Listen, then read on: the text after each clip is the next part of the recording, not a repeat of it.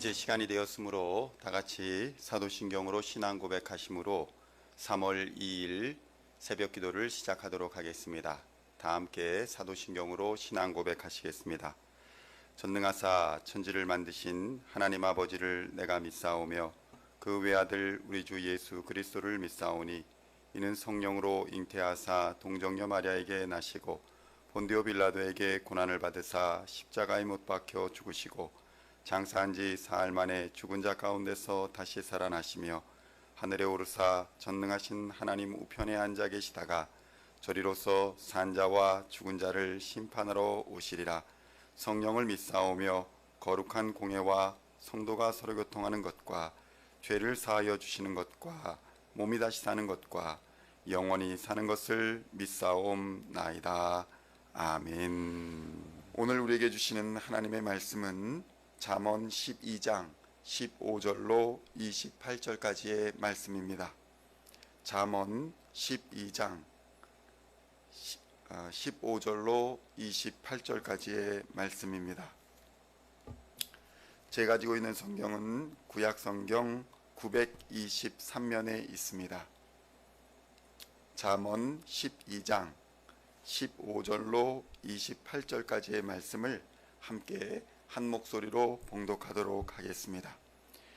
미련한 자는 자기 행위를 바른 줄로 여기나 지혜로운 자는 권고를 듣느니라. 미련한 자는 당장 분노를 나타내거니와 슬기로운 자는 수욕을 참느니라. 진리를 말하는 자는 의의를 나타내어도 거짓 증인은 속이는 말을 하느니라. 칼로 찌름같이 함부로 말하는 자가 있거니와 지혜로운 자의 혀는 양약과 같으니라. 진실한 입술은 영원히 보존되거니와 거짓 혀는 잠시 동안만 있을 뿐이니라. 악을 꾀하는 자의 마음에는 속임이 있고 화평을 의논하는 자에게는 희락이 있느니라. 의인에게는 어떤 재앙도 임하지 아니하려니와 악인에게는 앙화가 가득하리라. 거짓 입술은 여호와께 미움을 받아도 진실하게 행하는 자는 그의 기뻐하심을 받느니라.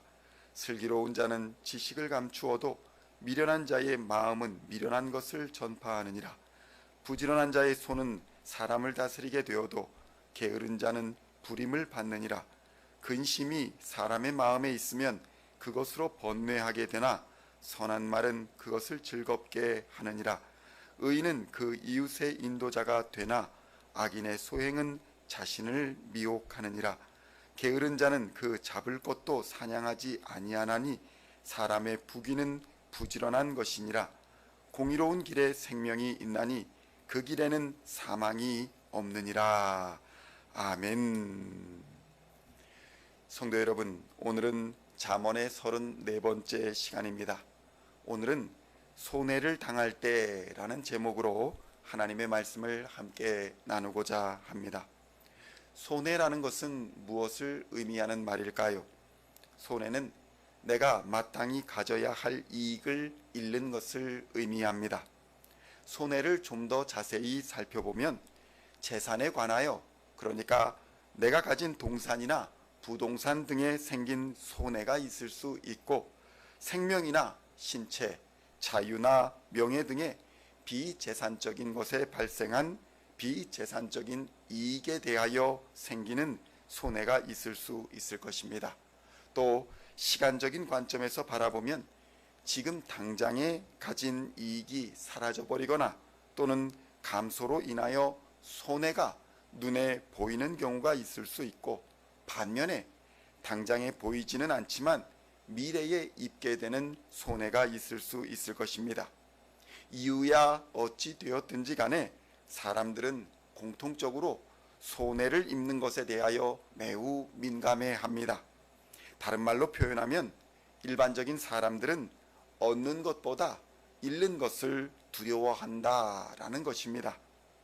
데니얼 카너먼이라는 학자는 인간이란 이익을 추구하기보다는 손실을 피하는 것에 더 주목한다라는 것을 실험을 통해서 밝혀냈습니다.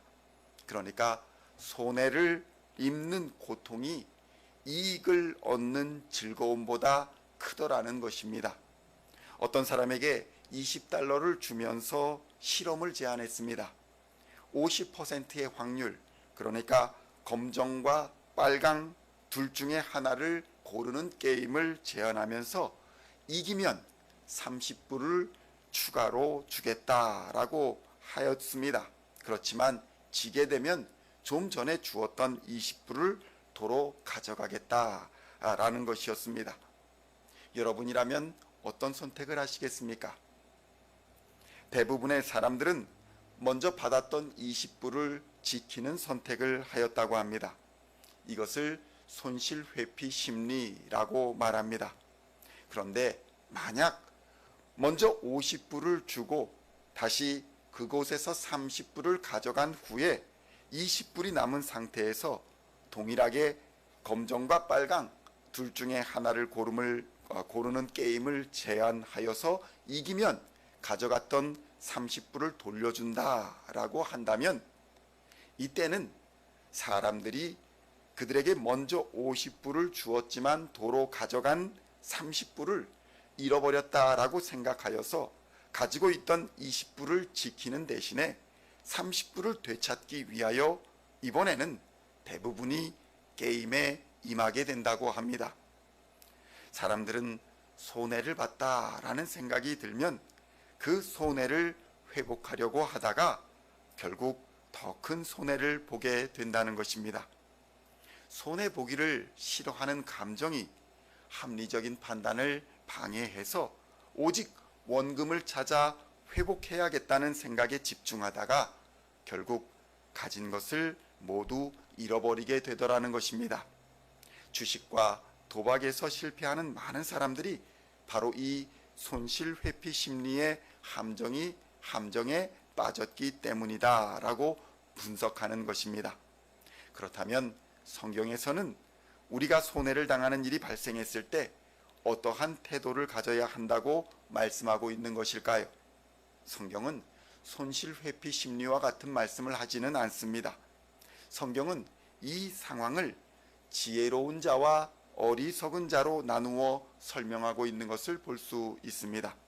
잠언 12장 16절의 말씀을 보면 미련한 자는 당장 분노를 나타내거니와 슬기로운 자는 수욕을 참는다라고 말씀하고 있습니다. 그러니까 성경은 미련한 자라고 불리는 사람들은 손해를 당하였을 때에 즉시 격분하여 분노함으로 다툼을 일으키거나 합리적으로 일을 처리하지 못한다라고 지적하고 있는 것입니다. 성도 여러분, 분노는 감정의 폭발입니다. 그리고 이 분노는 대부분 자기 중심성에서 출발하는 것입니다. 상황을 나와 더불어 상대방의 입장에서 이해하려고 하지 않고 아무리 생각해도 나에게 있어서 이 상황은 너무나 불공평한 상황이다 라고 판단하게 될 때에 분노하게 된다는 것입니다. 이것은 손해를 입은 그 상황이 어쩌면 다른 사람에게는 전혀 분노할 상황이 아닐 수도 있다는 것입니다.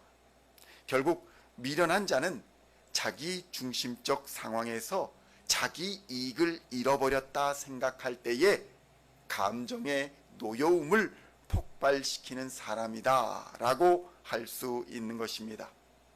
성도 여러분, 우리가 분노했던 상황을 다시 한번 돌이켜 생각해 보십시오.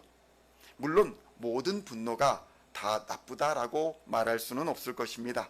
그러나 적어도 오늘 본문에서는 지혜로운 자라면 자기 중심적 사고에서 벗어나 하나님 중심의 관점에서 상황을 살피고 신중하고 합리적으로 대응하며 하나님의 때와 하나님의 방법을 기다리고 그것을 선택하게 된다면 결과적으로 지금 입었다고 생각한 손해들을 다 만회하게 된다는 말씀을 하여 주시는 것입니다.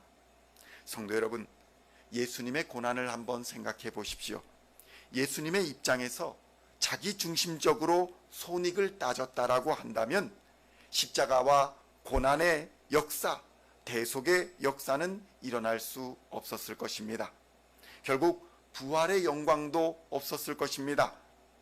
그러나 예수님은 하나님 중심으로 생각하며 하나님 뜻에 자신의 사역을 순종함으로 맞추었던 것입니다. 그리고 결국에 그가 가진 생명을 포함한 모든 것을 잃어버렸다 생각했으나 부활의 영광으로 도로 찾았을 뿐만 아니라 하나님 보좌 우편에 앉으며 본인에게 주어진 사명을 완전히 이루시고 승천하시는 영광을 얻으셨다라는 것을 우리는 깨달아야 할 것입니다. 오늘도 여러분의 삶 속에 예기치 않은 손해로 분노가 찾아올 때에 하나님 앞에 엎드려 하나님 중심으로 하나님 뜻을 찾고 발견하여 말씀 안에서 문제를 풀어가다 보면 하나님의 때에 모든 손해를 갑절로 갚아주시는 하나님을 발견하게 될 것입니다. 이러한 은혜가 저와 여러분 모두에게 충만하게 임하여 복된 삶을 살아가는 인생이 되시기를 우리 주 예수 그리스도의 이름으로 간절히 축원드립니다. 기도하시겠습니다. 하나님 아버지 감사합니다. 예기치 않은 실패와 손해로 우리의 심령이 상할 때에 하나님 전에 엎드리며 하나님의 뜻을 구하는 하나님 중심의 지혜로운 자들이 다 되게 하여 주시옵소서. 반드시 갚으시고 응답하시는 우리 주 하나님을 기대하오며 우리 주 예수 그리스도의 이름으로 간절히 기도하옵나이다. 아멘.